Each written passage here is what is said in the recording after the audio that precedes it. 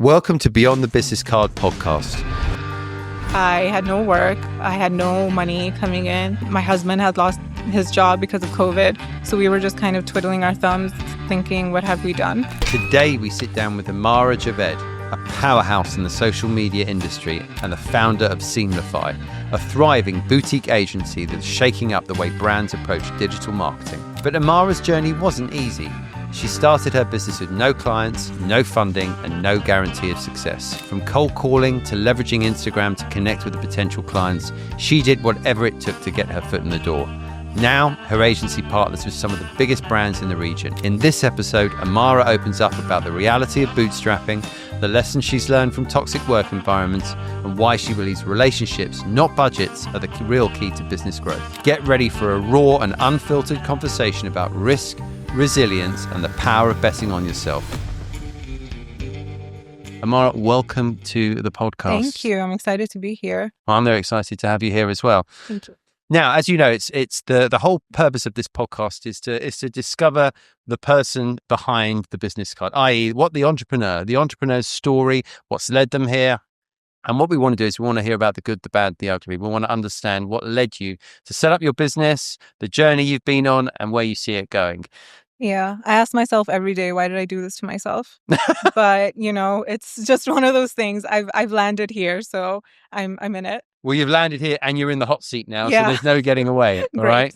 So what we do is we tell the story. So we go from your origin story. So if you wouldn't mind sort of sharing bits about this is Beyond the Business Card with Amara Javed.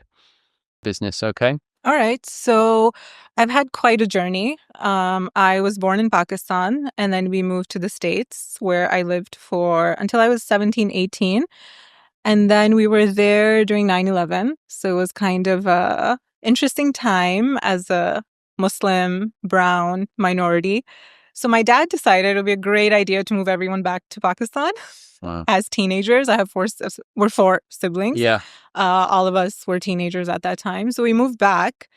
And it was quite a shock to the system. But, in retrospect, I think I learned a lot from that move going, from the US, which is a very developed, fair, all of that, to a third world country, which was interesting. So I lived there until my late 20s. And then I moved to Dubai, and I've been here for about 13 years now. So Okay. a little bit of everything. So just have been here, have been working. I started working in one of the big family groups in the social media department, and I lasted there for about 8 months. Just corporate life isn't for everyone, so it wasn't for me.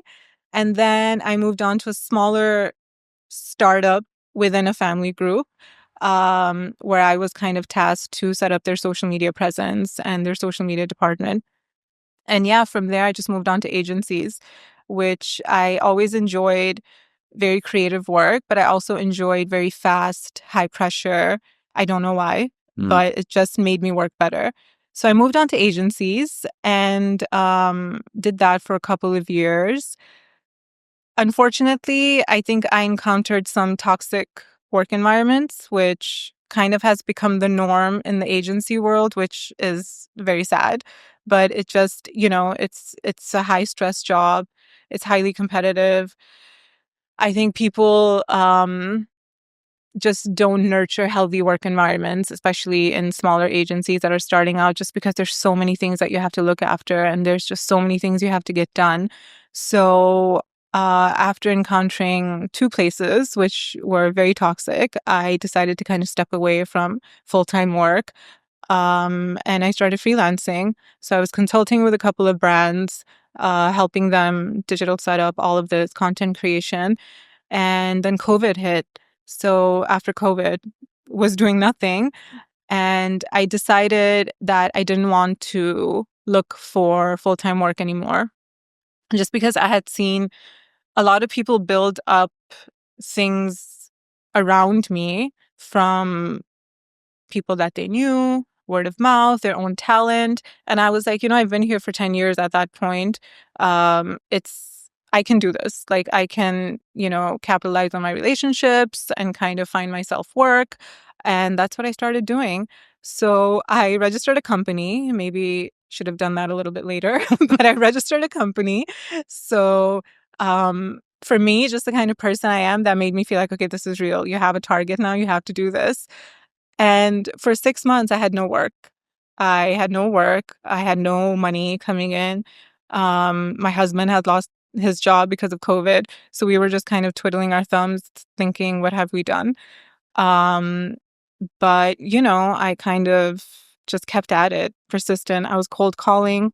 I was knocking on doors. I was stalking people on Instagram. Like, I was doing a lot of stuff that I didn't want to do. But eventually, it got me one client. Then it got me another client. And then I was able to build up from there. Wow. So you've got a lot to unpack. Yeah. You went for it. I went for it. And it's so funny because my first client, I think I was a bit arrogant in the way that I approached it. So my first client was a coffee brand based here in Dubai, and they're a huge brand. And I was a nobody.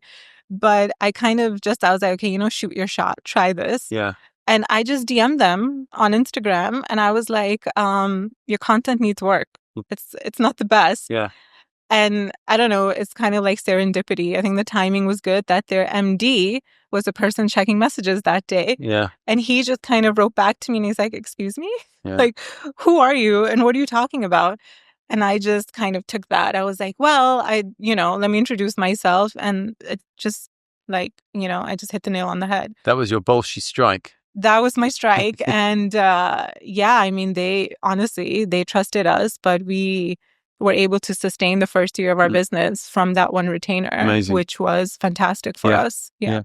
So let's take this back. Okay. So the person that had the guts to send out that message, that's formed from someone who's, there's I want to understand the person, the little girl that turned it, that was, what you were like in order to be able to send that message and be so confident. So you were in Pakistan, then America, right?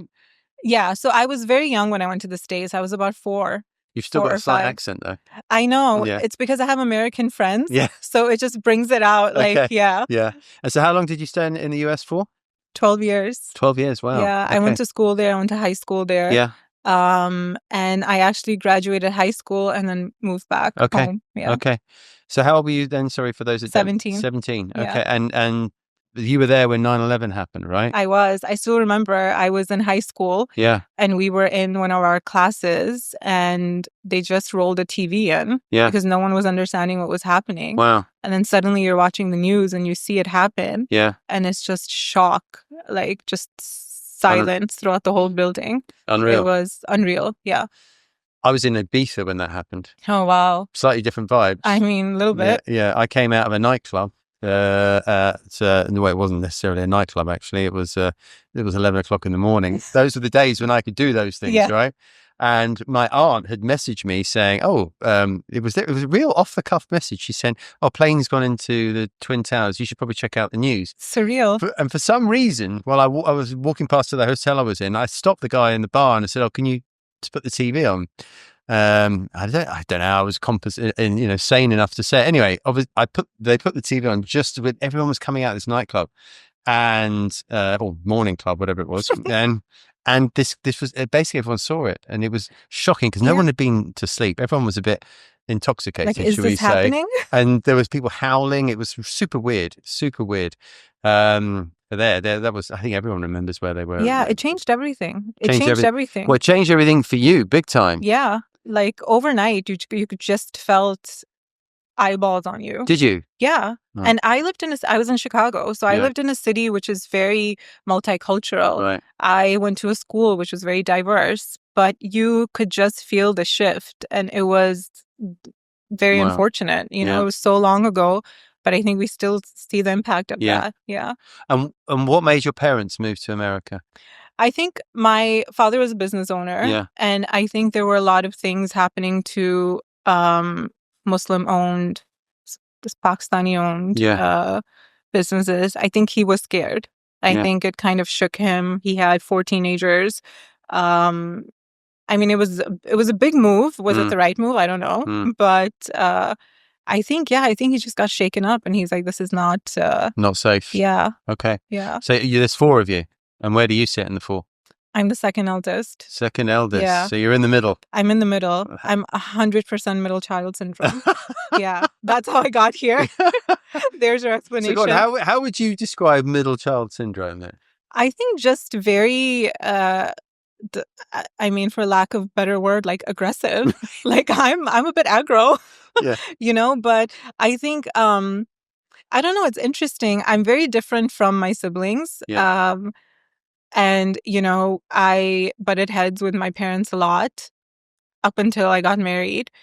But I think now they champion those personality traits that they used to dislike that I had as a teenager. But I always just felt like, you know, you want to prove something to yourself, but also to everyone else. Like, I'm bigger than this, or I want to do something outside the norm of, I come from a very traditional family. Like, you know, the girls get married in their early 20s and we have arranged marriages and, you know, we all have to eat dinner together. And my dad didn't like us speaking English at home. Like, it's very traditional the way I grew up. But I was always a little bit like, you know, you've shown us the world, so you can't expect us to live in this little bubble. Yeah. So it's been interesting. So is your dad an entrepreneur? Yeah, he is. Okay. Yeah. Are you, and of your siblings, are you the only entrepreneur? Yeah. Interesting, right? So he had a big impact on you. I didn't realize that until like a year ago. I was like, oh, maybe this is where I get it from, because we butt heads so often. Right. But I'm understanding that's because we're so similar. Yeah. Yeah. Yeah. Which, you know, I hate to admit, but Okay. Do you ask him for business advice out of interest? No, he offers it.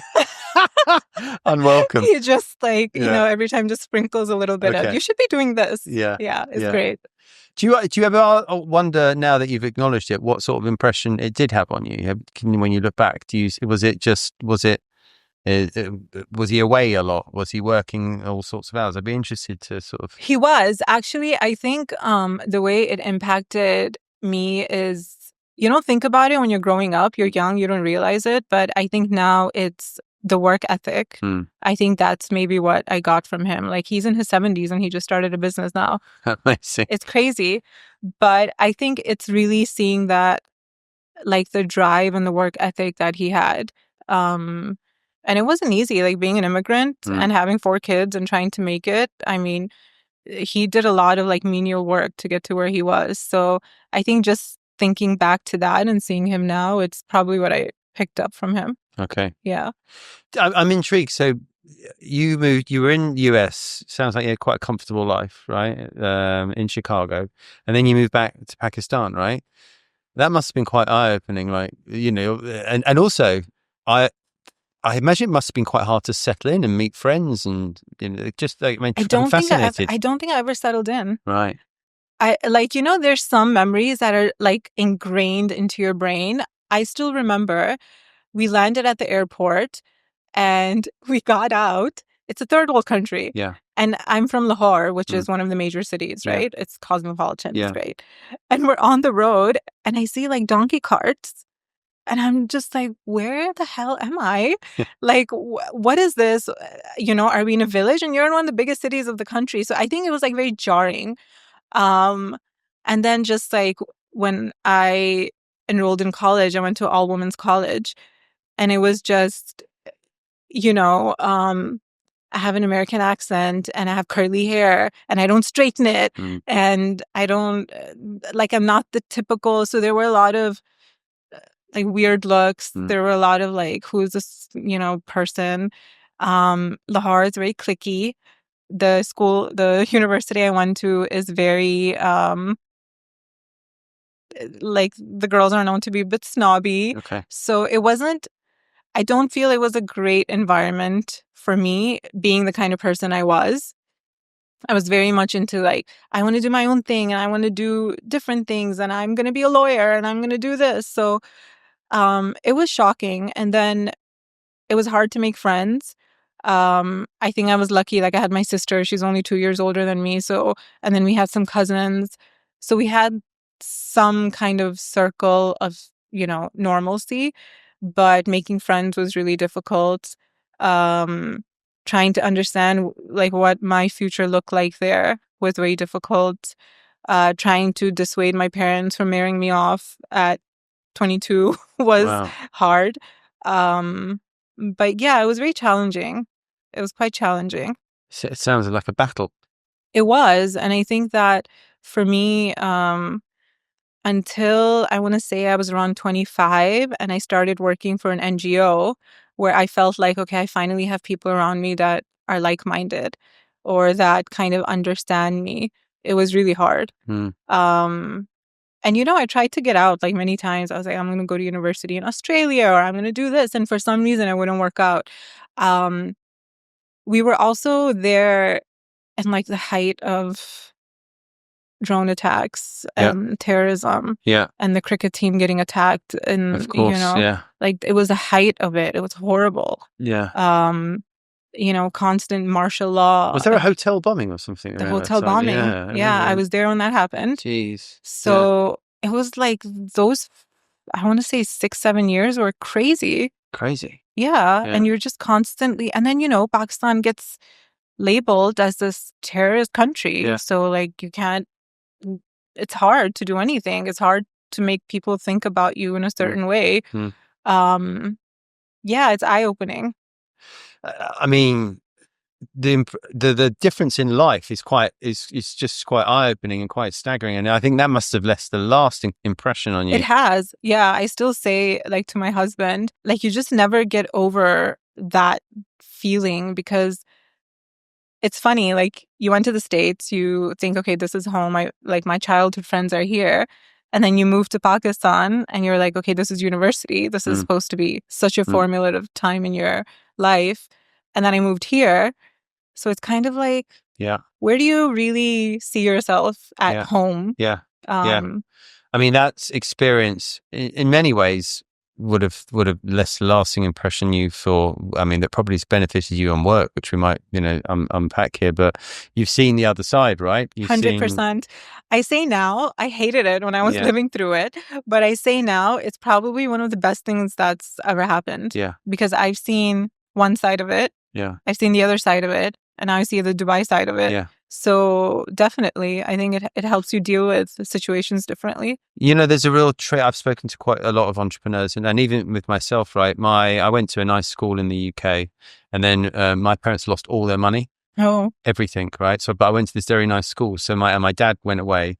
So I went to this school where my mum was on benefits. In the UK, that means the government like giving you subsidies. So we were living in a subsidized house. But because my dad had paid, like the school fees were covered, I went and had this contrasting life. I'd wake up where mum couldn't afford to like do the electricity, but then there were Rolls Royces dropping off kids at school. So it was in my face every single day. And then when I started work, I recognized I was getting complacent. I was working in digital content actually and broadcast content. And then I decided to just quit on the spot and I moved to Honduras in Central America. I didn't really do much research in the country. Second highest murder rate in the world. Perfect. Poverty everywhere. And you see it. You see, like what, you know, you've obviously saw it a much more prolonged period, but you see poverty, you see people living a different life, you know, where it's shocking. And your whole sense of perspective is just, it changes overnight. And it's had a lasting impression on me. And actually my move to Dubai was so simple because I thought if I could do a year in there, of course I can do a year here. So what made you then go from that life in Pakistan? Oh, before I ask that, I'm curious, out of your siblings, are they any still in Pakistan or? Yes, my sister is. Really? Yeah. Wow. She married an army man. Right. So she's like good. She's there. Yeah. She's there. And where's everyone else? So one of my brothers is here. The one whose ass you kicked. And we'll get on to that. And one of my brothers is in Canada. Oh wow. Yeah. So kind of spread out. You spread out. Interesting. Yeah. Okay. So what was, you were obviously looking to leave Pakistan for some time. How did you manage to? I found a man who lived in Dubai. My husband actually grew up here. Okay. And he, as most people do, his dad retired. So they had just moved back. And he was working in Lahore and we just met through mutual friends. And His goal was always to come back. So I was like, let me get on that train. Yeah. So we got married. And I think within like 7-8 months, we were back here. Okay. So he was working here and I found that job, that corporate job. So what year was that? So everyone's clear. 2012. So 2012. That was the year I moved back out here with my wife then. No way. Yeah. Look Well, at she us. wasn't my wife then. But yeah. Oh. That's when you could get, well, she was my girlfriend, but we were together. So that was when I remember we got a place in the marina. For those that don't know Dubai rent, I mean, we basically got like 100,000 dirhams for 4-bedroom, like 3,000 square foot place.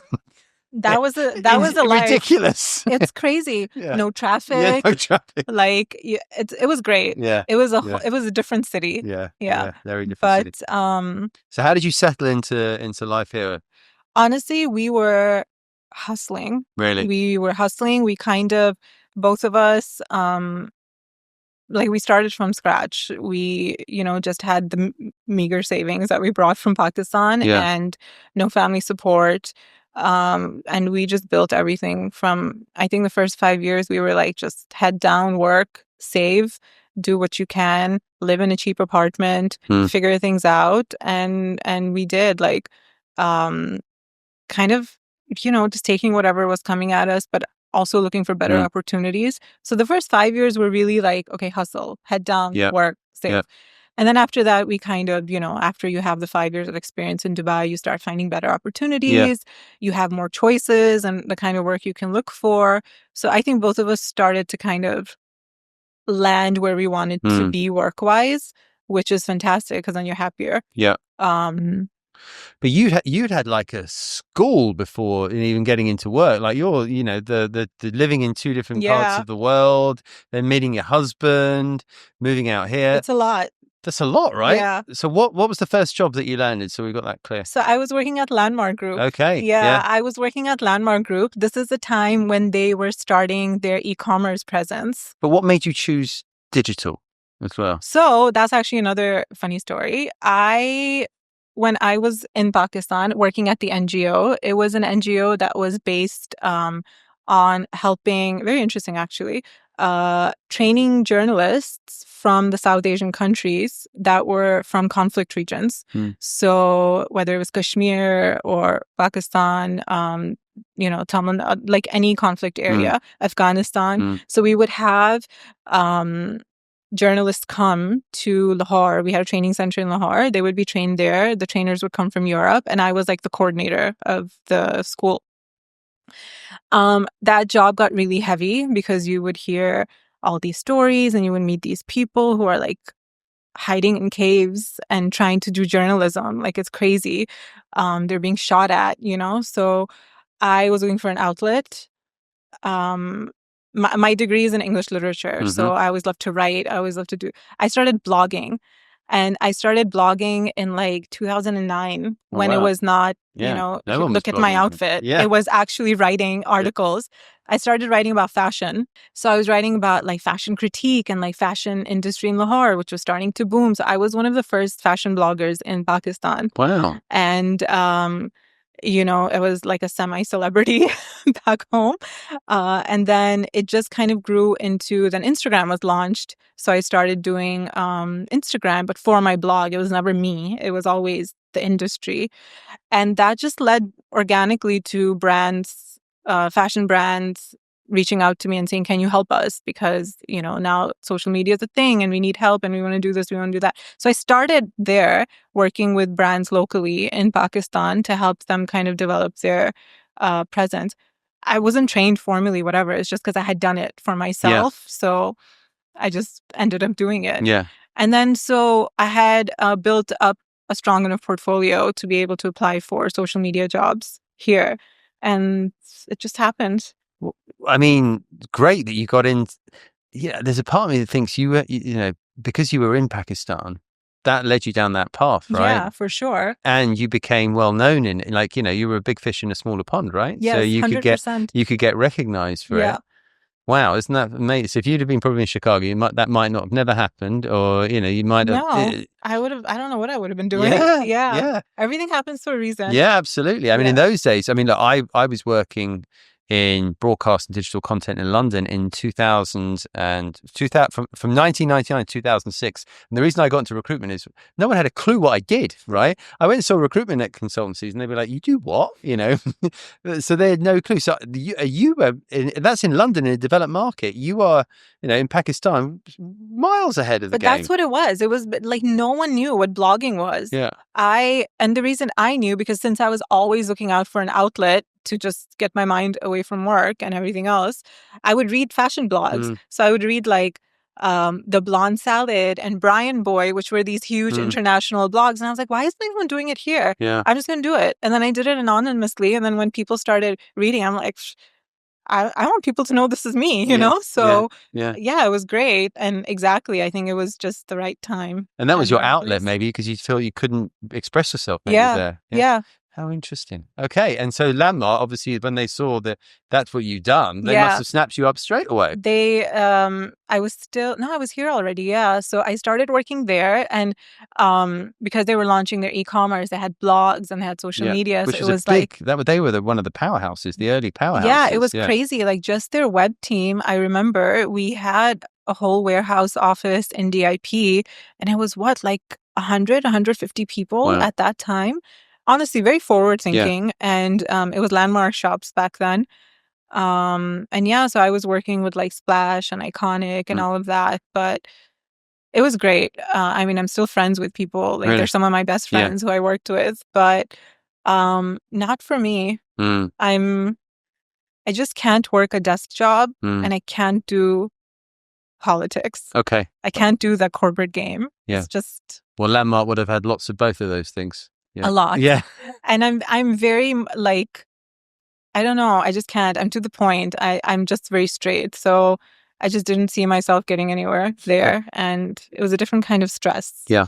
So I left there. And then in a couple of months, I found a job with Alabar.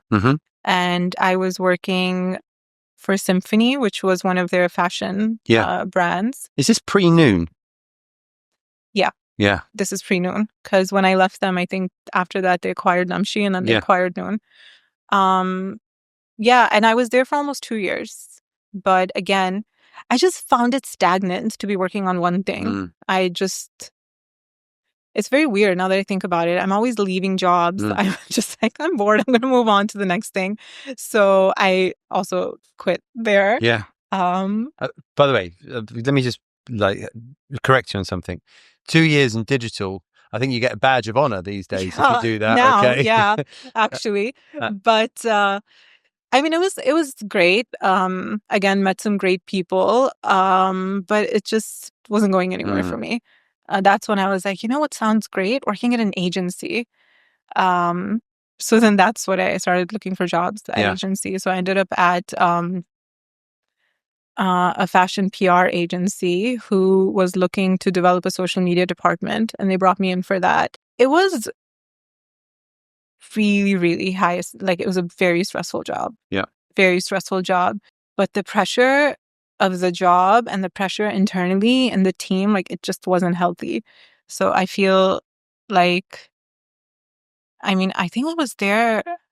I tried to push through because honestly, I did like the work. I love the work. I love being able to be creative. I loved going on shoots. I love learning from the team. I love learning from Faraz. Like, he's amazing. But I think it was just not, the team dynamic wasn't it for me. A lot of, again, different types of politics. Yeah. But I think it's what I said earlier. I feel like agencies somehow just end up having these toxic work environments, I think without even realizing it. It's just a lot of panic all the time. It's just you're always panicking. Oh my God, my phone's buzzing. Who's messaging me? Oh my God, this, that, whatever. It doesn't have to be like the clients beck and call the whole time. And then not even that, just being terrified of your managers. It's not healthy. And that was one of the things I'm like, when I started Seamlify, I'm like, I'm not going to have that kind of work environment. It's not sustainable. I moved to another agency, Slate, which I think they're defunct now. Yeah. Same situation. So I just realized, I was like, I don't think agencies are for me either. Yeah. So you set up your own one? So I was like, let me do this. Yeah. Let me try to do it differently. Based on all the lessons that you'd seen, 100%. how not to do it. How not to do it. Interesting. So when I started Seamlify, it's exactly what you said. I was like, I know what I don't want to do. I know like how I don't want to manage, how I don't want to deal with clients. Everything else I had no idea. Okay. Yeah. Okay. So you, in the roles that you're in the agency, like I like the way you've done it though, because you've obviously worked for the client, so you know who the end user is, right? And you've got in, you've seen the fast pace of agency world. You've seen you need to pitch, which is probably that you need to get to survive. You need business, so you're out. Were you pitching? I was pitching. Yeah. So you're out there, getting hustling. It's horrible. Some people love it, some people hate it. I love it now. Yeah. I love it now because I've done it so many times that I'm used to it. But in the beginning, it's nerve-wracking. Yeah. Yeah. But was the situation, COVID sort of came, didn't it? You alluded to earlier. So you were in the agency before, and then the world, the proverbial hit the fan. Literally. Yeah. So in COVID, I had already pre-COVID, I was already consulting with local brands, SMEs, things like that, cafes. And then COVID came, everything shut down. And then after COVID, I was just like, okay, actually my husband was the one who pushed me. He's like, we just get a trade license, figure this out, do it for yourself. He was also getting tired of me getting into stressful jobs and being like, should I quit? Should I stay? Should I quit? He's like, please, I don't want to deal with that. Just do your own thing and you'll figure it out. Like he was very much like, you know what you're doing. You know the work. That's all you need to do. So, I set it up and then waited. Just waited for something to happen. Yeah. But in that time, so when you set up during, obviously, a lot of digital aid businesses thrived, right? If you had your tentacles into the e-commerce space, it was a perfect time. It was, what other people might have said was the worst. It was definitely the perfect time for marketing and agencies. It was pretty good. Yeah. I mean, I tell people when I set the recruitment business up, it was on the back end. It was the financial crisis here. So I arrived, having been offered a job, landed here as the market completely collapsed. So literally it's like I put the recession in my suitcase and I left London, got here, and it was kind of weird for 2 weeks to us. Everyone all they did was talk about buying a flat, buying apartments, buying houses, and people were millionaires in 6 months. Then where I lived turned into a car dumping zone, and the traffic. Were there like supercars parked everywhere? Yeah. I thought I had really flashy neighbors for a bit. Then I realized they were all running away. Insane, mad, right? So but then I just, because there wasn't much work here, I decided, oh, you know what? I'm going to go and set up. And wasn't that a crazy time set up? And I was like, well, actually, looking back on it, and hindsight's a beautiful thing. And people will say this about your COVID move, is that everyone had left, competition had gone, there was no talent here. It was a total blank canvas. And Abu Dhabi had bailed the buyout, so debts had gone. So actually, I was in the perfect place at the perfect time. Is that how you were thinking, or it just happened that way? It just kind of happened that way. But, I moved here and I lost, the job I came to do. The weather, going back to the UK was not an option because the weather was terrible and there was various restrictions on work I couldn't do. So I just thought I'd sit it out. I actually went to Thailand.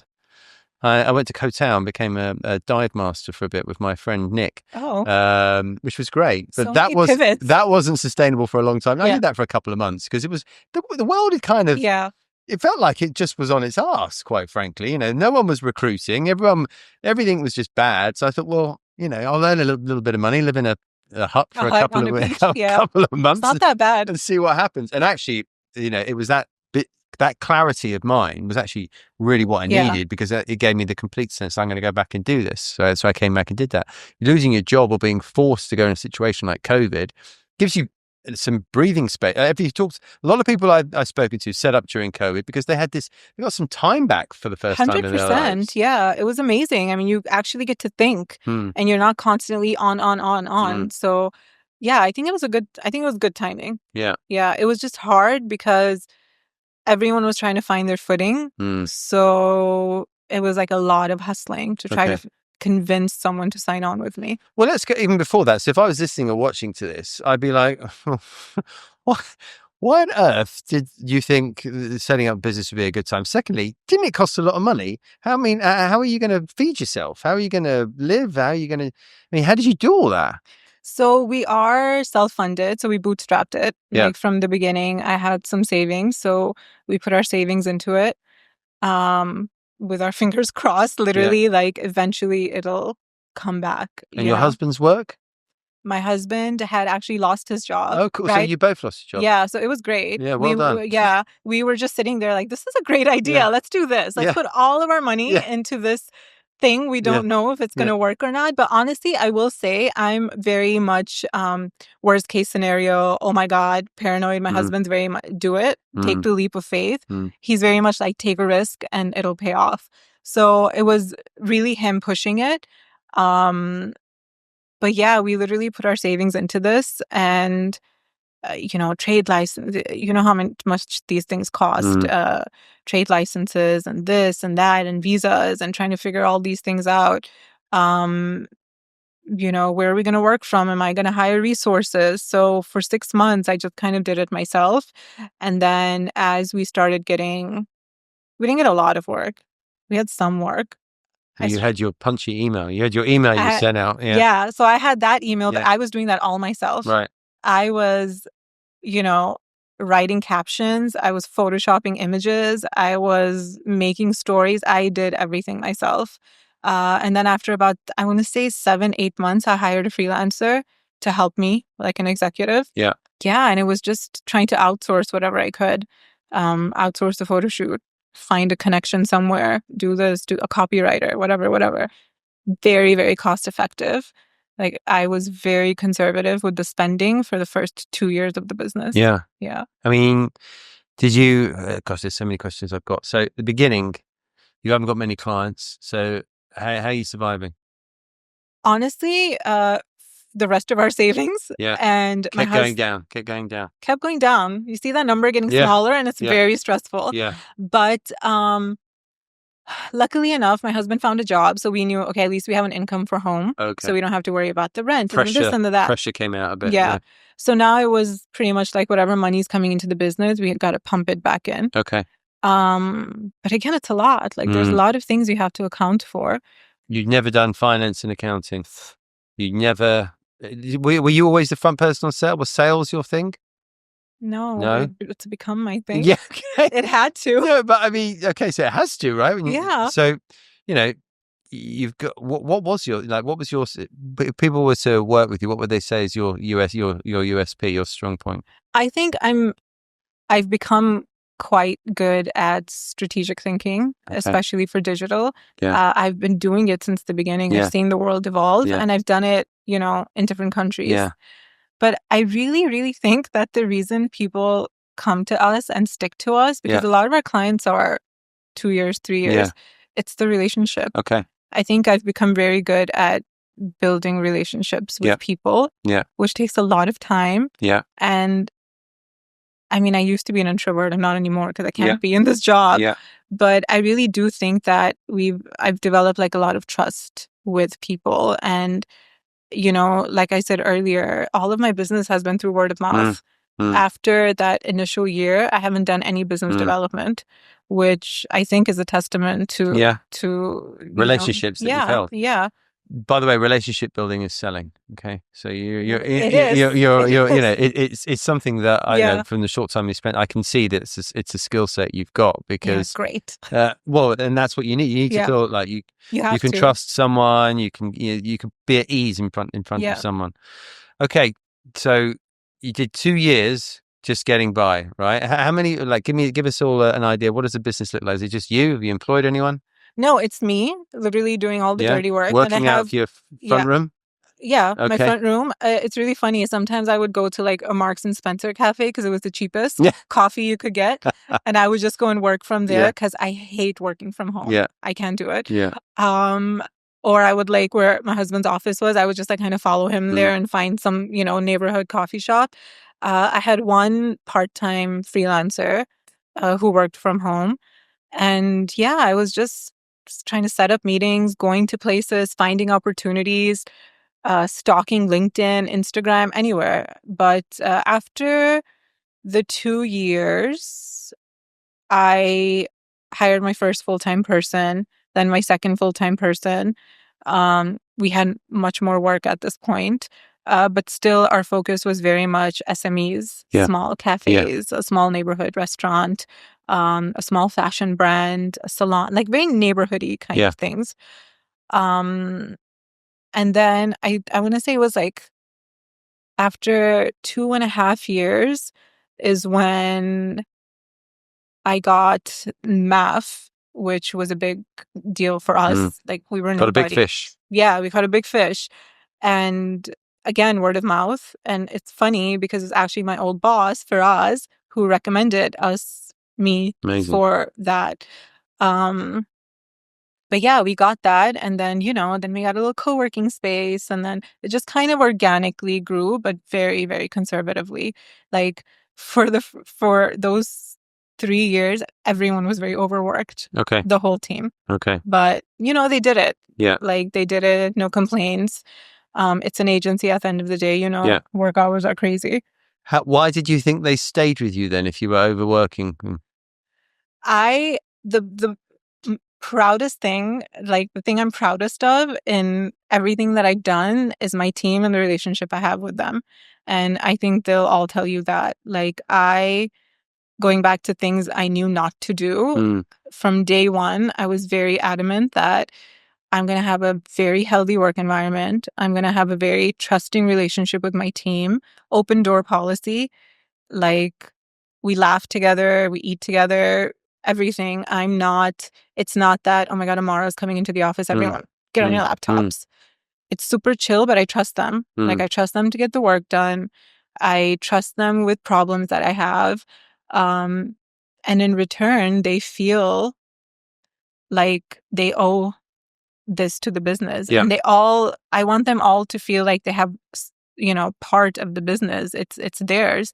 And that's the first thing I say when I interview someone is like, if Seamlify is growing, you're growing with it. This is not, I'm hiring you and this is your job and that's it. Like, think of it as you're a part of this business. Yeah. The business is a part of you. Yeah. Everyone has a stake in it.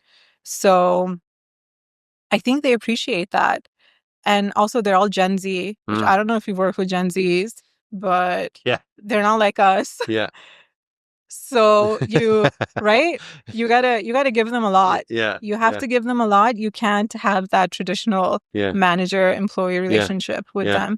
And it's been fantastic. Like I've only had 2 or 3 people who left, and I still have such great loving relationships with them. Like if I need something, they show up immediately. Okay.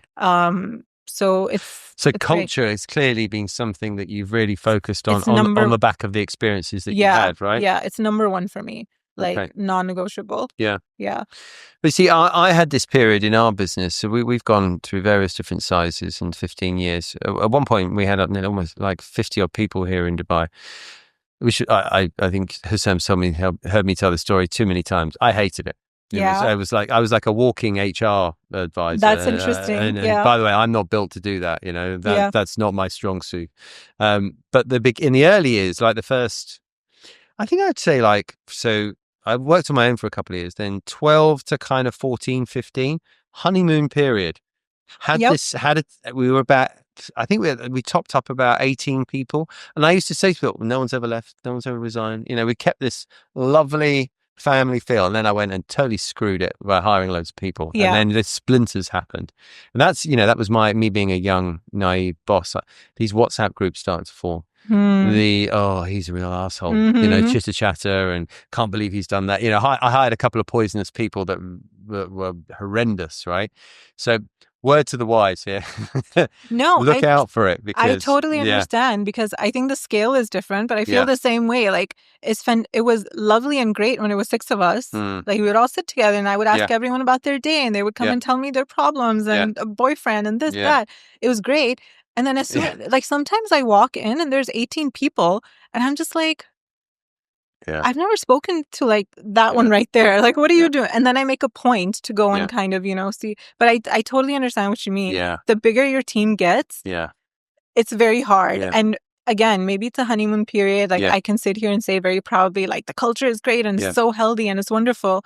But maybe it won't always be like that when you have 50 people.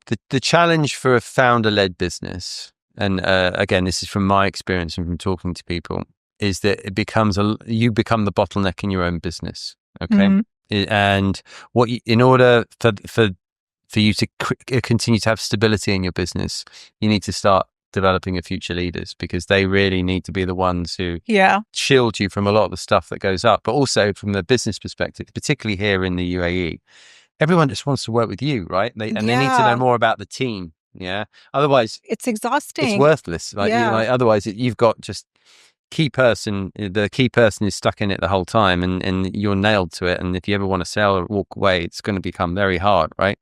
So that's really hard. I've just summarized it. I've found one of the hardest things ever. Yeah, I agree. I just hired an agency director last month. Yeah.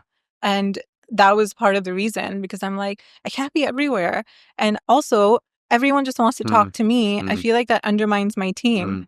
So yeah, the frog leaping thing is hard, right? Yeah.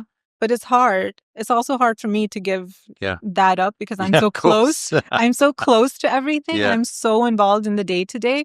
But I think it goes back to like, well, either you're in the day-to-day or you're trying to grow the business. There's no way you can do both. Yeah. So for those listening and watching and understand, so you set up in COVID, sounds like 2 years, you've fought the startup battle and you've got through it, you've bootstrapped, you've got through, and you started hiring, and now we've just heard you've got 18 people. So congratulations. That's fantastic. It's a lot. And so why would someone work with you guys? Tell us what you do then. So we are a 360 social media agency, and our core strength is content creation and strategic kind of setting up brands online, getting them started, and really helping them with organic growth. So I think one of the strong suits that we really have is the attention that we give to clients. So it doesn't matter if our client is like I was saying, a small little neighborhood cafe, or if it's a huge corporation, you're going to get the same amount of care. And that comes back to me just really, one of the reasons also for starting the business was being able to choose who you want to work with. Yeah. So we only choose clients that we know will be excited to work with, will be excited to help. So it is kind of a selection process. But I think once we get to that point, like we give it our all. If you're like paying me 10K or you're paying me 30K, you're going to get like what we've promised you, you're going to get it out of us. Okay. And I think that's what people have seen. And like I said, a lot of our clients are long-term clients, which for a boutique agency is kind of a big deal, And I think the second thing is like my team is killer. Like the creative team, the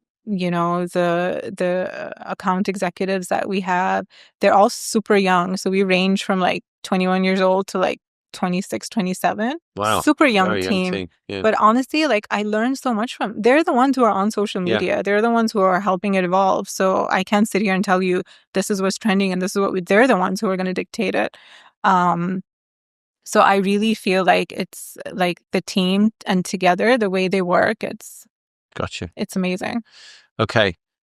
I know firsthand that it's very hard. This is a place, not a lot, people who are watching this from outside the region will not know that Dubai is a place where a lot of independent agencies have gone to die. It is hard to get going. I know how difficult it is to grow to the scale that you have. Money collection, like one of the toughest things to do out here. How on earth have you haven't got a finance background. No. You've not, you're obviously a relationship builder, clearly very creative and driven and passionate about what you do. How on earth have you kept going with all these, like with cash flow as a situation, with getting, like you've said, you're not really a salesperson, but you clearly managed to get lots of new business through.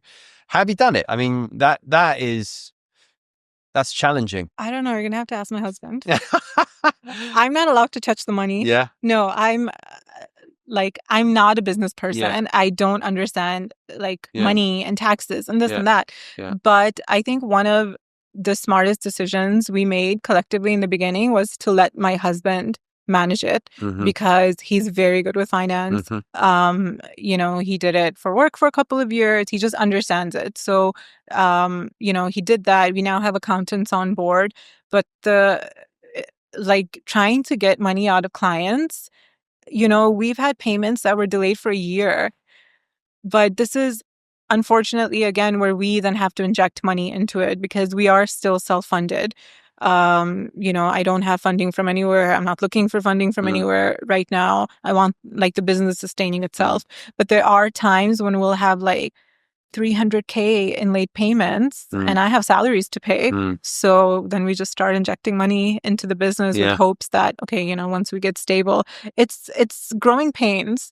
It's definitely growing pains. But I think, this is where I'm learning now as an entrepreneur because I've been solely focused on business and creative and getting content out and making strategies. Now I'm starting to focus on you have to forecast. Like these are things that are alien to me, like you have to do forecasting. You have to set KPIs for yourself. You have to have targets. Like I've never dealt with any of these things. Yeah. So 2025 is really the first year where, I went into it knowing that I have a target of how much business I need to get myself to make sure we don't, start pumping our life savings into the business. Listen, I'm so glad you said that. And I think anyone listening or watching there's the reason why entrepreneurs get the upside that they do is because they do things like what you've just said. You put your savings into your business, you risk everything, people aren't paying you late so that your staff can get paid and continue to work hard for you. And you do it, by the way, the way you said it, so calmly, so at ease. That's why you deserve the upside as an entrepreneur because think about what you're putting on the line there. Yeah, it's a lot. It's a lot, right? It's and you've clearly done it. Yeah. The way you said it tells me you're quite numb to it now because you've done it quite a bit, right? But what you've just said there's not a lot of people will be prepared to do, okay? No, I think, there's been a lot of sleepless nights and there's been a lot of like, oh my God, how will we pay our own rent if we're putting all of this? But honestly, I'm in the beginning when I said I'm very aggressive, I'm also really, really persistent. So I'm kind of like, if I know I'm going to get something done, I'll get it done. You'll get it done. I'm like very stubborn, which can be a bad thing. Yeah. But in business, I think it's a good thing. So I think you just, you have to chase, you have to get a bit crazy, you have to just get that money out of them. It sounds like you've been like that all your life, from the person that was in Chicago to live in Pakistan. Yeah. So now that's... My siblings hate me for it. It's so bad. I reckon there's quite a severe degree of admiration as well. Right? Yeah. Maybe now. Yeah. The funniest thing is, like, my dad, we were talking about him. He's always like, like when I was working at the NGO, like, what are you doing? Or what is social media? What is this? And now he's like, see? I knew you would do it. I knew you were going to. I'm like, are you taking credit for like everything that I've done? Yeah. But it's funny. Let him take credit. Yeah. I mean, sure. Yeah. I think that's you hear that so many times. Everyone thought I was a complete lunatic for going to Honduras, right? Everyone thought I was a complete lunatic for going to Dubai. Now, of course, it looks like a genius move. Yeah. Oh, like, we knew what he was doing. Yeah. That's, I think we told him he should do that. People always come back and say, I remember my mum came round. She thought, I was in my ex-girlfriend at the time. She thought we were going to announce, I don't know how she got this in her head, that we were going to have a baby, right? So I said, come round, we've got some news to tell you. She brought a bottle of champagne. And I said to Mum, "Oh, well, actually, I'm leaving London. I'm moving to Honduras." She took the champagne and left straight away. Oh Didn't my even God. stay. But why Honduras? I grew up in Spain, so there's some Spanish. Okay. I wanted to go somewhere no one had ever heard of, and it was quite a poor country. The charity I affiliated to do a year, I joined a charity, like a UN affiliated charity. Okay.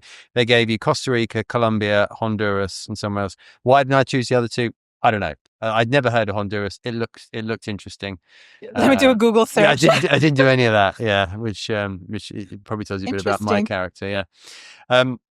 Okay. What is we've talked about cash flow there, but you've also kind of brushed off a lot of the growth as it made it sound incredibly easy. But I bet it's not been very easy. What's been some of the tough parts that stuck in your head? I think clients being jerks has been really hard, and you have to put on a nice face and smile and just take it. I did a lot of that for the first 3 years, I want to say, because you have to, right? You're a service provider. First of all, you signed up for this. But I do think, unfortunately, I don't know if it's a Dubai thing or it's a global thing, but agencies really do get treated badly. Yeah. And funnily enough, it's always been the smaller ones who treat us badly. Um, and I think it wasn't until last year where I was just like, I've had enough of this. I'm not going to take clients disrespecting my team. You know what? Bring it to me. I can fight back with you on your level. But you're going to disrespect the executives or the video. It's not okay. So last year was kind of the first time where I took a stand. And I think that gives a message to the team as well. Like, okay, I'm not expecting you guys to be, no one's going to step all over you and treat you like crap. And I'm just going to take it because we're an agency. It's not okay. And I think this is what perpetuates that culture of toxicity in agencies. And the second has honestly been trying to find the right people to hire. Right. That's kept me up a lot because there were times where we were getting too much work and I didn't have enough people to manage it.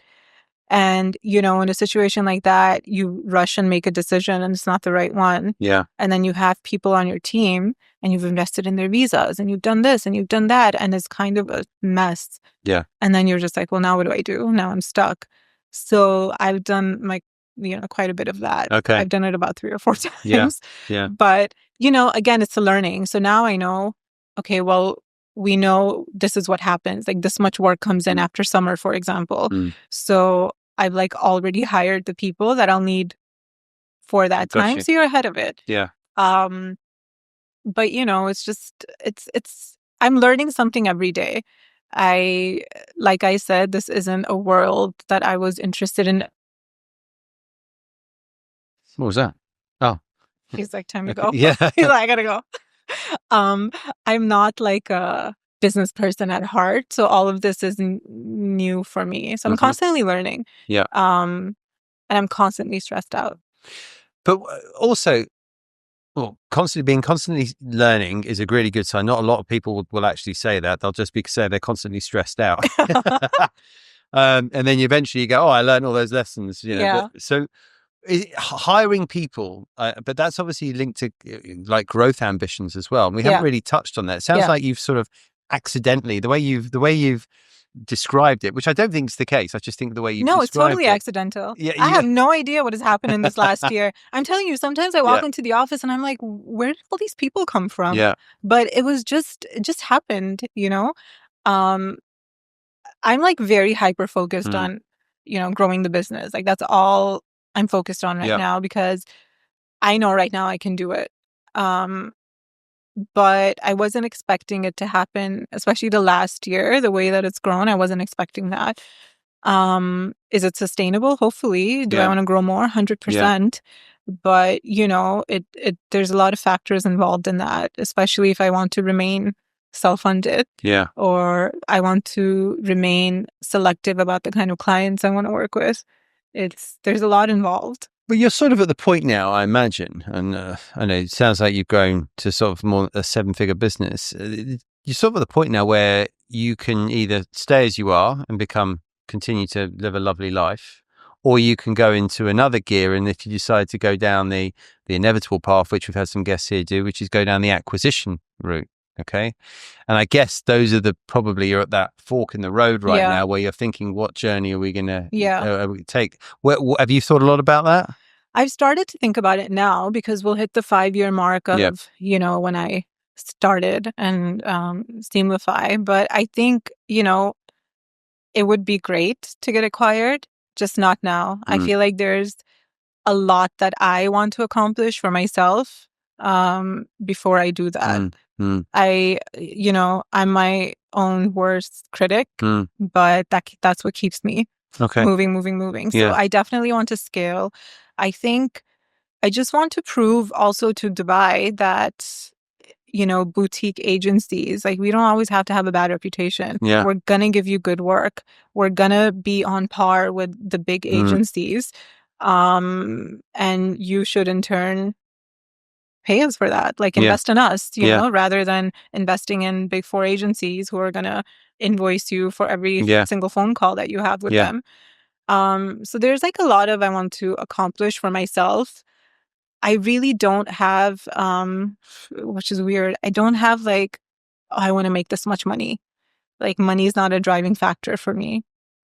Which might be why things are going so well, right? Because you're don't just know. thinking about quality of work and product. Yeah. You're not focused on bottom line, which a lot of the big agencies are. I co-owned a business in Amsterdam for a bit, and that's a very interesting market. I don't know. Have you been to No. Amsterdam? So the agency ecosystem there I've heard is about it. it's fascinating. Yeah. And we, I was 50-50 on a recruitment business there for a couple of years now. And this was in the creative world, actually. So something quite similar to what you're in. No one wants to work for a networked agency there. Interesting. Literally no one, right? So it's packed full of independents. Yeah. I mean, independents that you niches of niches of niches, and they're some of the best in the world. So the most creative minds going. Typically schooled in a big agency environment and then quickly left. But most of the entrepreneurs who run these agencies, they were that I met were Wyden and Kennedy, from those are the type of agencies they came from. It was fascinating. Yeah. Absolutely fascinating. BBDO were like 3 people there or something ridiculous. That's crazy. Yeah, it's crazy. Yeah. So, and in London, the whole market's changed a lot as well. Now people want to work for independents there. People want to work that they're seen as the go-to. They're seen as where good stuff happens. Yeah. And it's harder to get people into the networks. I think as this city matures, it's inevitable that we're going to go down this path. At the moment, I lived in Singapore as well. And Dubai, Singapore, they're quite similar. Mm-hmm, they're like, everyone likes talking about the brand, right? Yeah.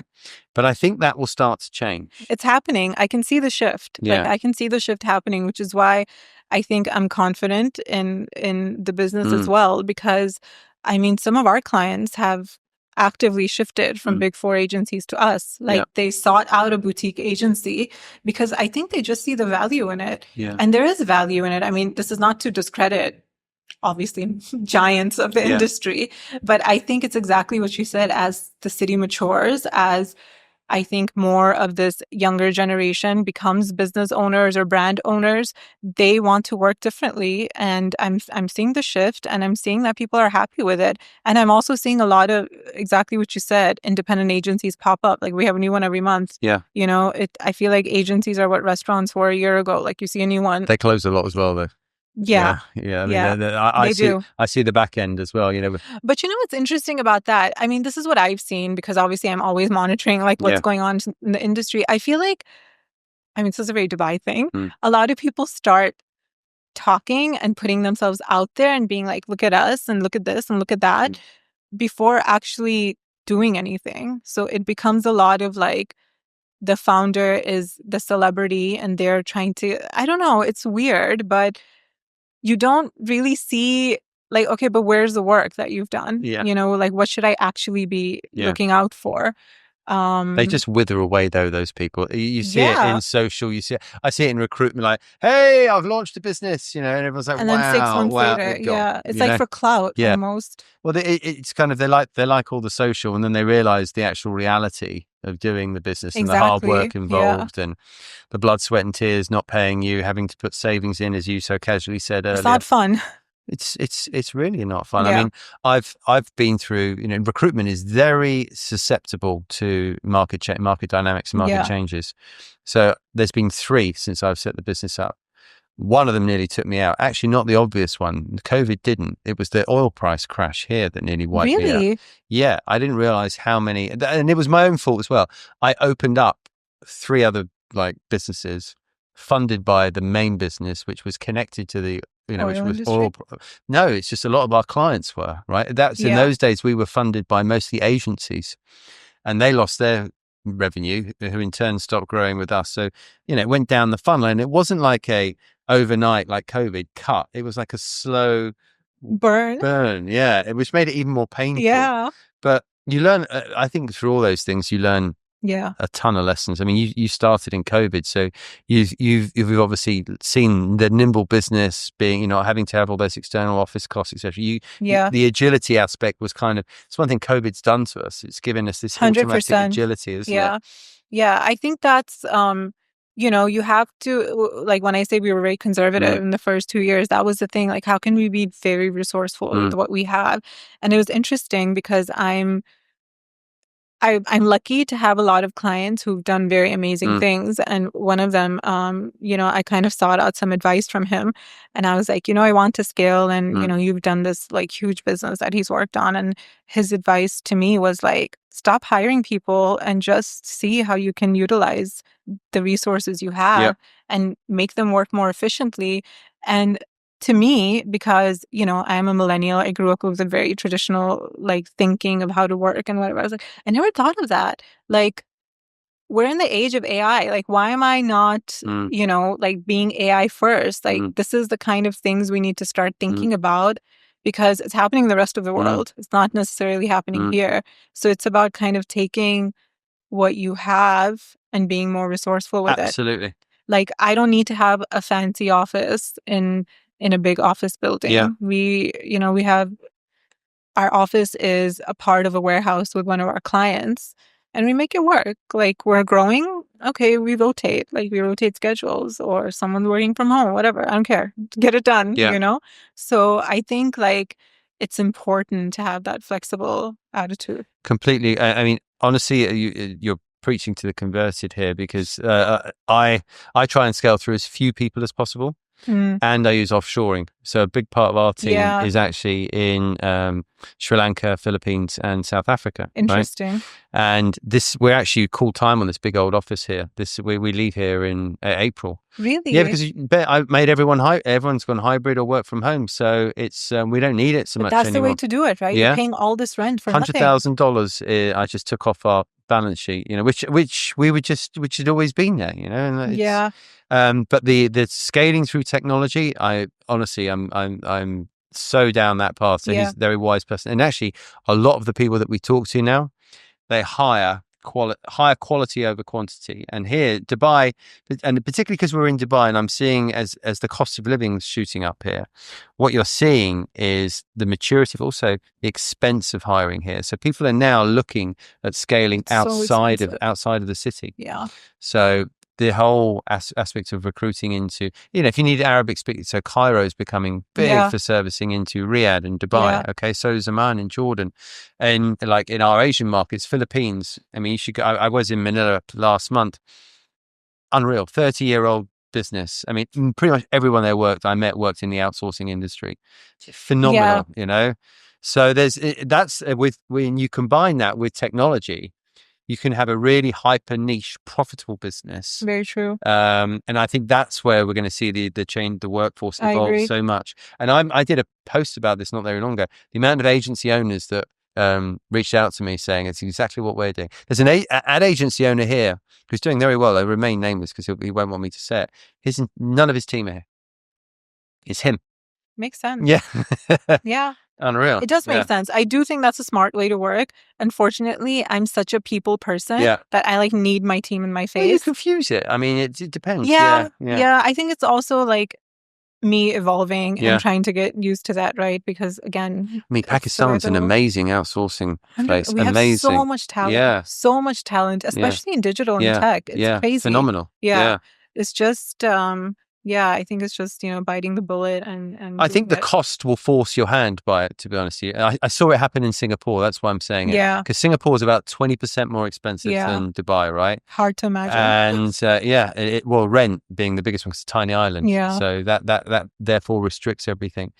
But everyone used Manila, Vietnam, Malaysia, all the same time zone, and literally a short flight. Yeah. And you could see Singapore was like the main hub. But everything else, it's smart. Yeah, it's smart. Yeah, smart. And that COVID opened my eyes to that, actually. Yeah. So you've talked. So let's go back to you. You've talked a lot about your husband in this podcast, and obviously that's you guys as a couple sound like you've got a great setup at home. I think how important has that been for the whole success of your business? And I accredit all of my success to that. And the reason it works out so well is because he basically lives in Saudi. So I don't have to face him all the time. But no, I'm kidding. It's very hard to work with your spouse. And also, I mean, obviously he has a career, he has a full-time job. He does this pro bono. But I think the reason what's really worked out for us is we both have our strengths and we don't try to overstep what the other is doing. So I know his strength is the finances, the planning, all of that. And my strength is operational, team, creative. So he doesn't step into that.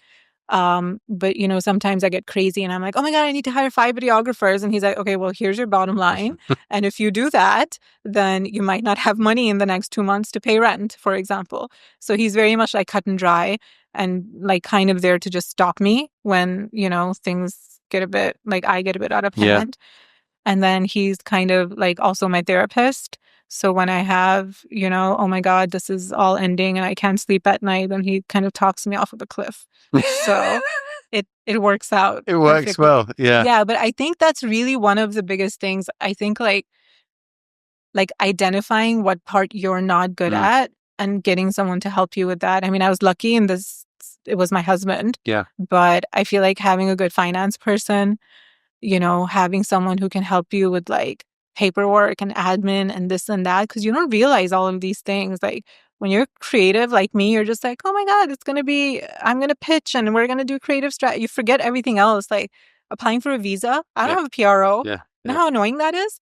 Like just to do that paper, like you need to identify like where you need that help, which might be menial work or whatever, but it's not stuff that I want to learn right now at this stage. Yeah. He's in Saudi. I mean, do you do any business in Saudi? No, but I think it's time. Yeah. Yeah. Yeah. We've done a couple of projects in Saudi, in Khobar, in the smaller cities, but I think from what I've heard from people who are on the ground is that the creative industry, especially content industry, is really like in its infancy. I mean, they flew us out to do shoots there. Wow. So it just shows you that there's a lot of scope. Completely. But, I need some time to be able to take away and do that. But yeah, definitely. I mean, you need your agency director to listen. She's saving my life right now. Yeah. She's going to listen to this and be very happy. Good. So if I was to get you back on the podcast in 3 years' time, no, it's not 3 years. Where do you have an idea where you? How you might in see a things? tiny remote village somewhere in Europe. Okay. Not dealing with this anymore. So hopefully. Okay. Interesting. So you think you'd be out the game then? I think I would like to be not in the day-to-day. I think I definitely want to work on continuing to grow the business. There's some clients that I feel like I really love to work with, and I would continue to do that, but I would like to have the choice. I think for the last 5 years, like I've been doing everything. By the way, right now, I'll be at a photo shoot steaming clothes if I need to be. Like if my team needs support, I'm there. It's not that, I'm not going to do it because I'm the founder. We read a shoot last week and I was steaming the background. Yeah. It's fine. I like to get my hands dirty, but I think I need to be a bit more conscious of where I spend my energy because, there's people relying on me and there's also clients relying on me, but there's also plans that I have. In 3 years, I still want to have solo ownership, but maybe in like 5 years, start looking at, whether it's an investment or whether it's acquisition, something along those lines. Gotcha. Yeah. Okay. Well, I look forward to watching your journey. Yeah, let's see. And thank you very much for coming and joining us Thank you. on the podcast today and sharing your story. It's been great. Of course. Thank you so much. This is great. Good. I'm glad you enjoyed it. Thank you. Guys, I hope you enjoyed that. And please do subscribe to the channel. And I look forward to seeing you next time.